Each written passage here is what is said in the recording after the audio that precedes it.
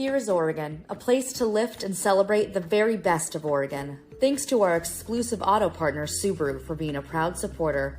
Get the good stuff every day at hereisoregon.com or follow us on your favorite social media platform at Here is Oregon. Share the good.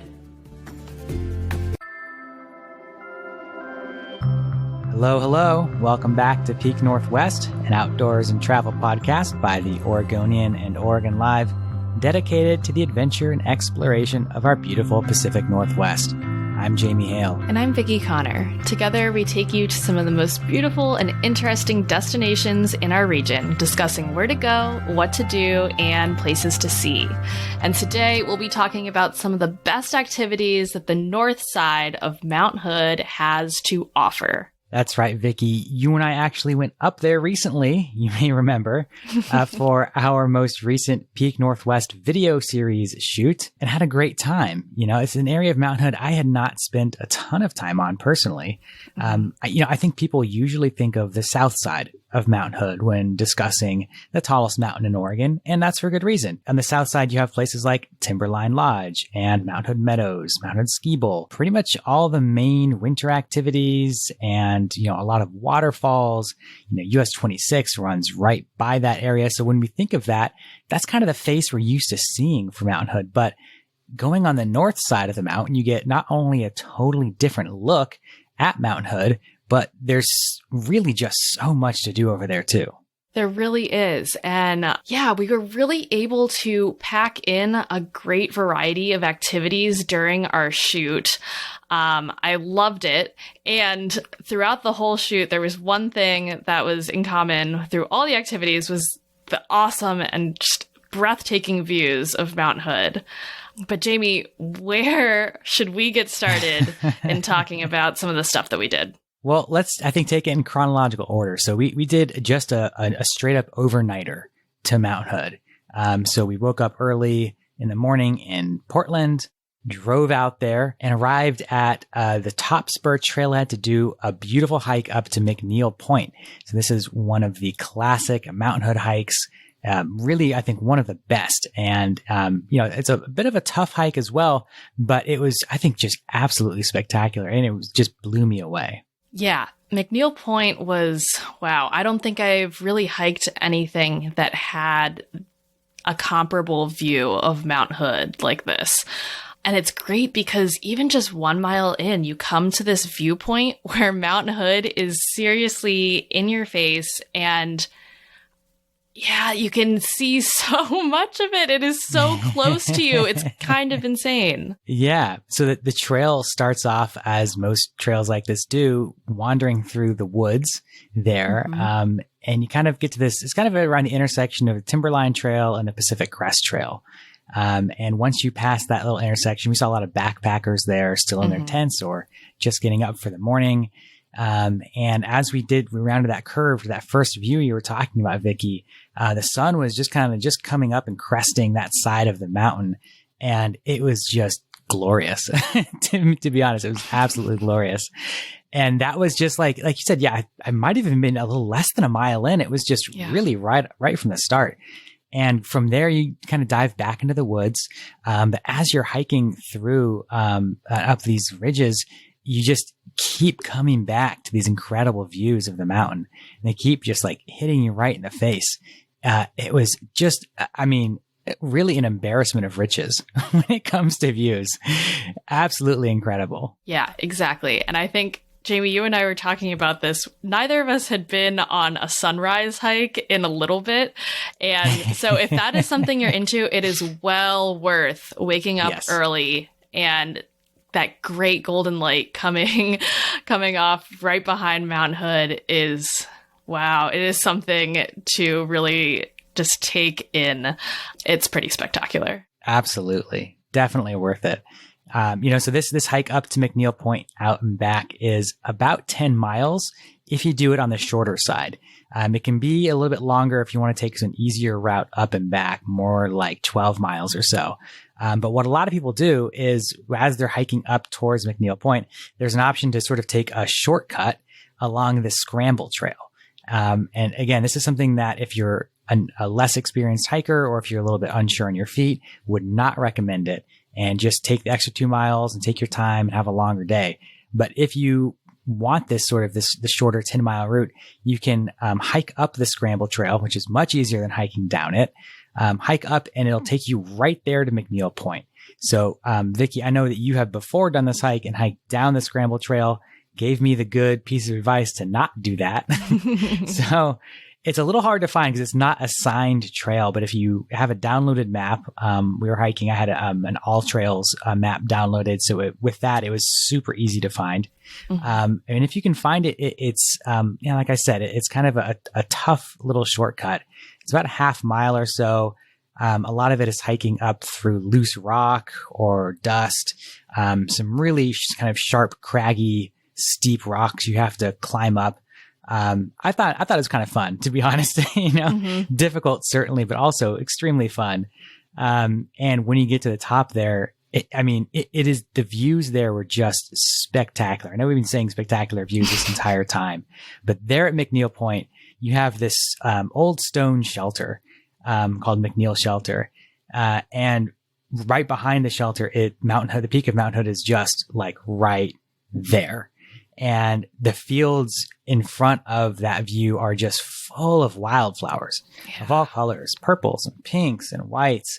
So you just have this burst of wildflowers, this incredible mountain view, this really cool stone shelter. And I was like, what planet did I just land on all of a sudden? This is absolutely insane. And turning around from there, you have these sweeping views north off into the mountains. You can see Mount Adams and Mount St. Helens and Mount Rainier, all from this viewpoint too. It was, absolutely awesome is really the word for it. Also, as you're going up, it's just a really enjoyable trail because there's like little streams. The way that I took before this trip, in the clockwise way that I went, you run into some streams, like some tiny little waterfalls. It's really, really peaceful. Aside from the fact there are a lot of flies and mosquitoes. Oh, the bugs. Man. Yeah, that's one thing. Definitely come prepared with some bug spray and maybe wear like a little net or something over your hat, because if you're continually moving, not too much of an issue, but especially for us as we're shooting video and making little stops, or if you're just trying to like take in the mountain for a split second, they will be on you. They will. If you're like me, you'll walk away with like 20 something bug bites. I was not prepared the second time around. So bug spray, a must for McNeil Point. It'll make everything much more enjoyable. I promise you.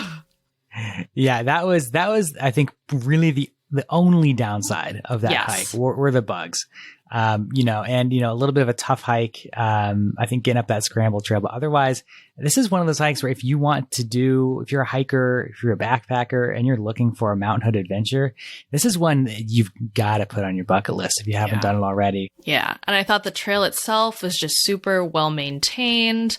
At the point when I went, there was like still some snow, like a tiny bit of snow you got to cross over. So obviously I imagine once the rainy and snow season comes, I'm sure this just gets blanketed. Oh, absolutely. No doubt. We were fortunate to get there in this beautiful stretch of weather in the sunny season, got up and down before it got too hot that day. It was just one of those really hot days in the summer. So we really wanted to make sure we got off the mountain before it got too crazy hot.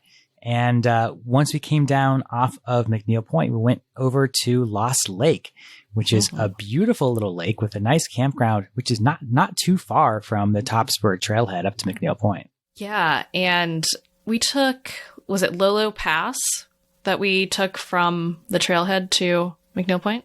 Yeah, Lolo Pass Road. Right. And so it was about an hour's drive. But again, it went pretty darn quickly because the whole time you have these incredible, incredible views of Mount Hood. Yeah. We were driving down Lolo Pass Road and it's like one of these roads underneath all these power lines, right? Which usually you're like, one of these power lines are ruining my view or whatever. But no, yeah, sure they were there, but you had Mount Hood right there behind them. And like the entire way we turned down a gravel road and the view would open up. Mount Hood's right there again. I have like so many pictures of the mountain from just like slightly different angles on this north side and different light. The views were just ever present. And I have not had quite that experience before. I mean, you drive up the south side and you see the mountain and it's wonderful and incredible. To have just like this many views constantly was so good. So doing that drive, I think, it was about an hour down some windy forest roads. But that really made it go by, as you said, Vicky, just so quickly. And by the time we got to Lost Lake, and I was feeling pretty tired. I don't know about you, but I was feeling, pretty tired from the hike. It was good to get out of the car after driving all day and, stepping off into that lake. It was like, again, stepping into another beautiful viewpoint, of the mountain, but this time with so many other things to do right there too. Yes. When I was looking at the pictures online before we went, I was like, oh my gosh, like it looks incredible. And the lake is there. And again, Mount Hood right in your face. And when we got there, not disappointed at all. Not sure that it's a big secret because this place had quite a bit of people there, especially for midweek. But wow, it was worth it. It was totally, totally worth it. Such an idyllic place to relax on the water and see the mountain. Absolutely. So for folks who are not familiar with Lost Lake, this is a spot that is managed by the U.S. Forest Service, but there's a resort and campground that is owned and managed privately. Lost Lake Campground and Resort, which is open from the end of April till about the middle of October. And like you said, Vicky, lots of people aware of this spot. It is a busy campground, a lot of people around, out boating on the lake, out there in campsites, in RVs. So the resort has a campground of about 148 sites. And in addition to those campsites, there are also cabins and yurts and A-frames and lodge rooms. And one of the cool things about this spot too is they have a few nice amenities. So there is a little general store there, which sold a surprisingly good variety of things. You've got your energy drinks and your Pop-Tarts like you might find anywhere else, but also some breakfast sandwiches. There's a whole cafe, a gift shop.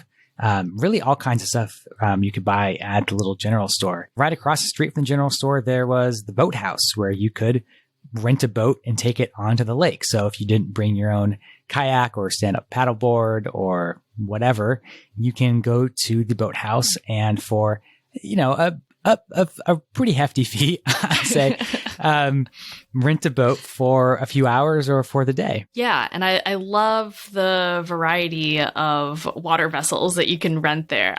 That's something that I really, really enjoy doing in the summertime is paddleboarding or kayaking. And so you can do that, or they have little rowboats or even some pedal boats. So really anything that is in your interest as far as getting onto the water. I also saw online that they had clear bottom kayaks, but I didn't actually see them when we were there. So not sure about that. Another great thing to note is that all of the boats there are dog friendly. And so if you're looking to get on the water and do some paddling with your furry friend, which I'm still trying to bring Stella there before summer's end, this is a place where you can do it. Just bring your own doggy life jacket and you're pretty much good to go. Like you said, just so many good options. And folks if you're interested in doing that, the cheapest option are kayaks, just good old fashioned kayaks. They cost $25 an hour, but you do have to have a 2-hour minimum. So that means it's basically $50 per boat. So, for the two of us, it was about $100 to do that. So, again, this is a resort in a beautiful place. I did not feel like, I didn't get my money's worth because once we paddled out onto the lake the next morning, the first thing in the morning after camping, it was just a spectacular experience. Paddling out into that view of Mount Hood, I found myself just like floating and spinning and turning, looking at the mountain from different angles. And I just wanted to sit out there, and just enjoy the view. And I did for a while. I thought it's just a stellar experience. It really, really is. And Yeah, if you're looking for a really calm, peaceful time, try going in the morning right when they open. Depending on what time of the season, I think their hours change, but we got there a little bit after 8 a.m. and it was so nice. Right when we got on the water, we basically had the whole lake to ourselves.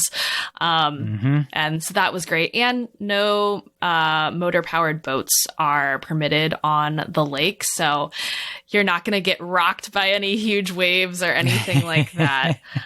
You're basically just paddling on still water, and you really can't beat it. Absolutely. One thing we didn't do at Lost Lake that is worth mentioning is all the hiking trails there. So like a lot of lakes, there is a lakeshore trail that goes around the circumference of it. It's about 3.2 miles, pretty easy hike.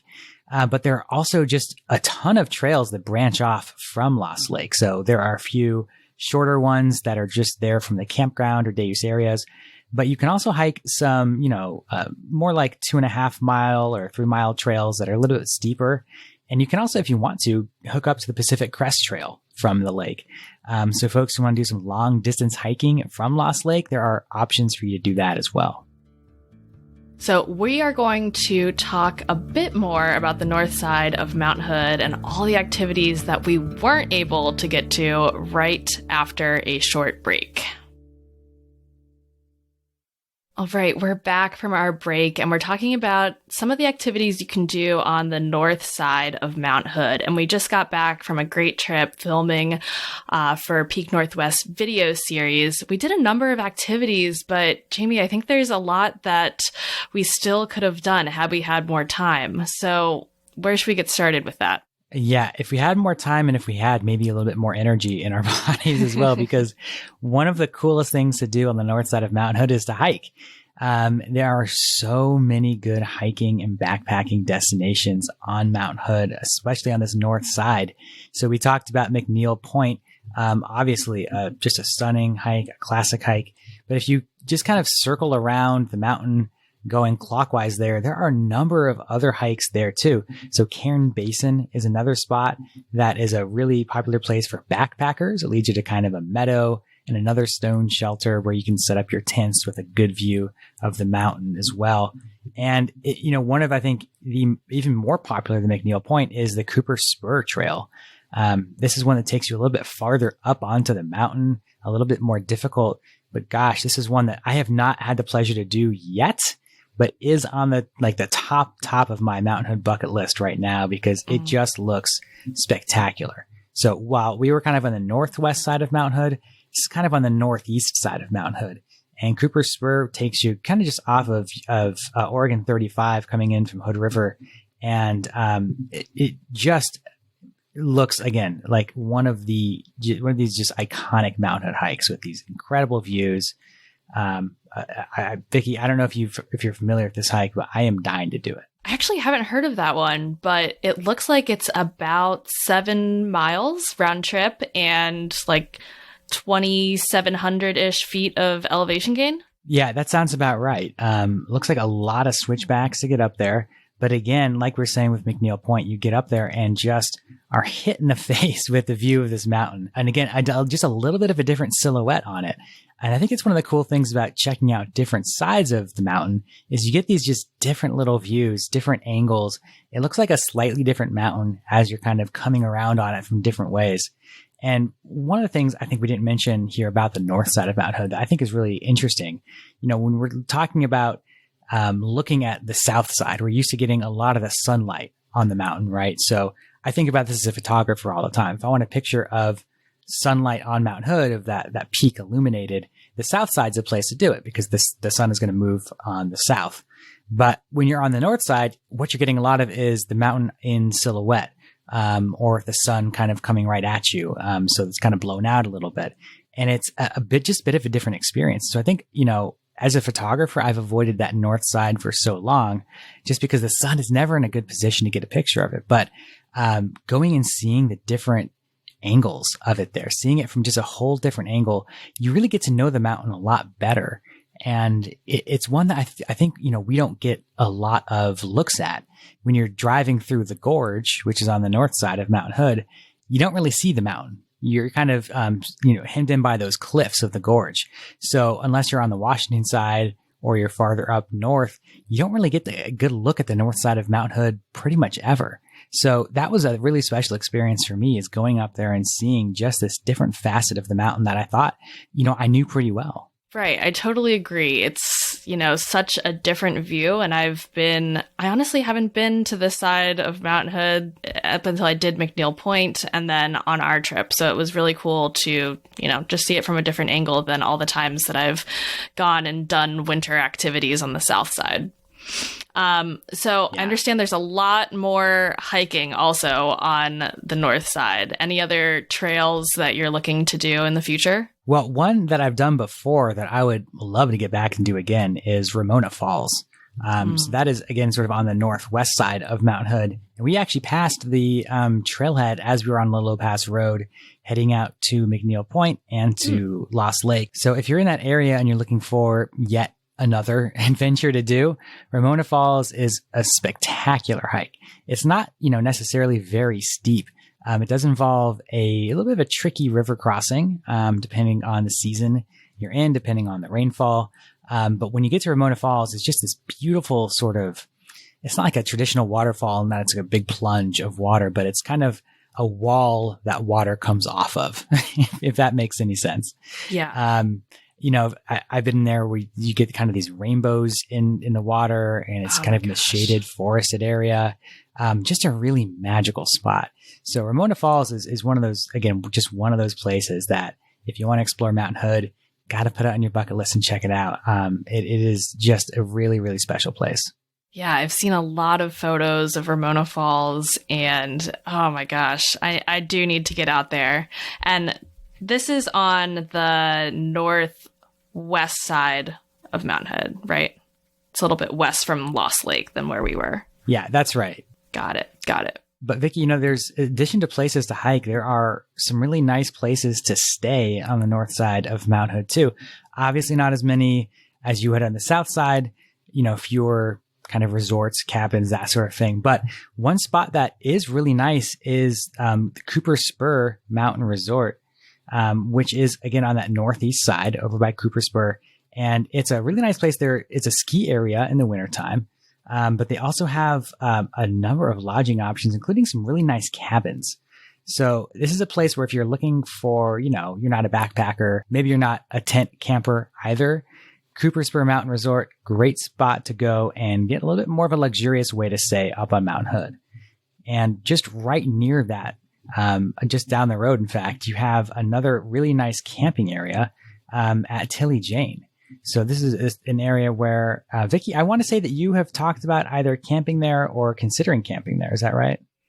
Yes. For one of the past Peak Northwest episodes, we are going to try this. So maybe it is still in our future, but we are going to try camping or just staying at Tilly Jane A-frame, which from what I understand, you have to kind of hike there. And in the winter, you have an option to actually ski there. And it's actually a launching point for a lot of people doing winter activities, from my understanding. But I haven't actually stayed there yet. It looks amazing. This is someplace I've not been to either. But if you just, do a quick Google and look at this A-frame, it's just so romantic, so beautiful.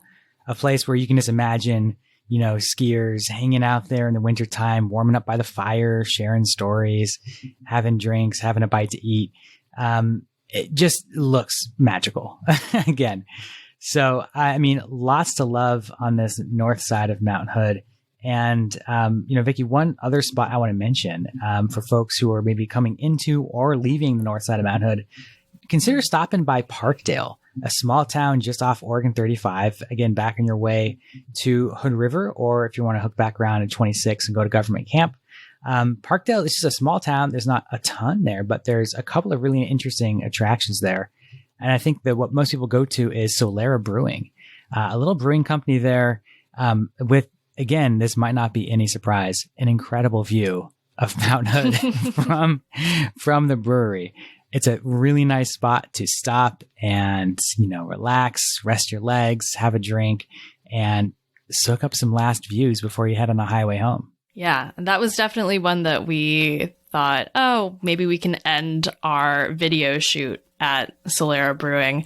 And it was a little too far out of the way based on our travel plans and getting back to Portland.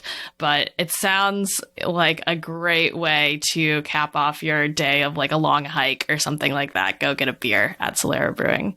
Another thing that was on our list that is also in Parkdale is the Parkdale lava flow. Jamie, what do you know about it? This is a spot that like I came across just on Google Maps, like on Google, like Earth, like you look at the satellite view of this part of Mount Hood, you see this really enormous lava flow right next to Parkdale. And it's an interesting spot because it's not like a designated recreation area or anything like that. It looks really fascinating from the satellite imagery, but I haven't yet really figured out a good way to approach exploring it. Looks like there are some kind of real rough entry points on the south side of the lava flow, but a lot of the land adjacent to it is privately owned, and so it seems like it's kind of hard to get up in there. But hey, if anyone listening has some recommendations on exploring the Parkdale lava flow, maybe you've done it before, feel free to reach out. Let us know. It's something that is definitely on my to-do list. Obviously, there are a ton of activities to do on this north side of Mount Hood. And pretty much all of them include a breathtaking view of the mountain. So probably in the next month or so, we should be coming out with our Peak Northwest video about some of the activities that we did, whether that was hiking or camping or kayaking around Lost Lake and just in the area. But yeah, if you want to explore Mount Hood on the north side, hopefully we gave you a little bit of inspiration. I definitely hope so too. And, you know, folks, head out there, enjoy it while you can this summer before the snow falls again, or put it on your bucket list for next year. I think that'll wrap things up for today. And until next time, you can watch our videos, including our upcoming video on this trip, on the Oregonians YouTube channel, and view all of our travel and outdoors coverage on OregonLive.com/travel, as well as HereIsOregon.com. Please leave us a rating or review if you enjoy the show. And if you want to support this podcast and our local journalism, please consider a subscription to Oregon Live. You can find details at OregonLive.com/pod support. Also, if you're a fan of the show and you're interested in potentially sponsoring it, you can get in touch with our marketing people at advertise@Oregonian.com. This episode of the show was produced by me, Vicki Connor, alongside Jamie Hale and Andrew Thien. Stay safe and happy travels, everyone. Until next time, we leave you with this 10 seconds of Zen.